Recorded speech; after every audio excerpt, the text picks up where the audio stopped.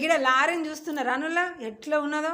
నేనైతే చాలా దూరం నుంచి ఈ బండి వెనకనే వస్తున్నాము. ఇక క్రాస్ చేయాలంటే జర భయమైంది. ఒక చూడలి ఎంత మొత్తం వన్ సైడ్కి ఉన్నదో. ఏమన్నా కనుక 4-5 స్పీడ్ బ్రేకర్లు వచ్చినాయి అనుకో కథమే, ఇక బండి బోల్తా పడేటట్టే ఉన్నది.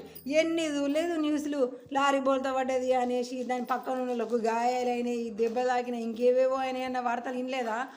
అందుకోసం అని పక్క నుంచి వెళ్ళిపోతే పుట్టుకుని ఎక్కడ పడుతామని దీని వెనుక నుంచి వెళ్ళి అతను అరే లారీ పోలేనా మరి, అరే ఇట్లున్నది మనకు అద్దంలో కనబడుతుంది కదా, మరి సెట్ చేద్దాం లేకపోతే మన లారీ పడుతుంది కదా అని కూడా చూస్తలేరు.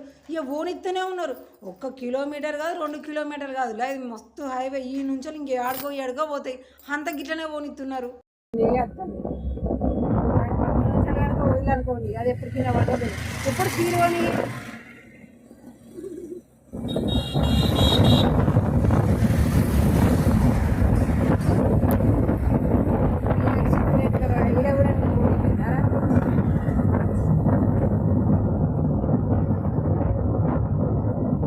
చింతపలకాయలు చిందినప్పుడు ఇది మొత్తం అవి ఉంటాయి కదా.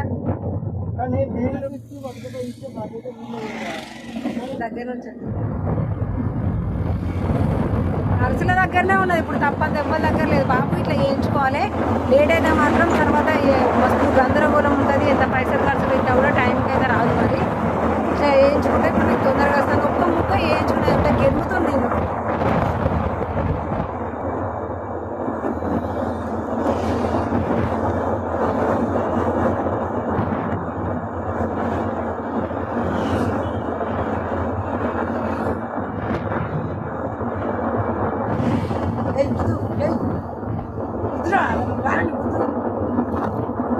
అలా ఇలా సడన్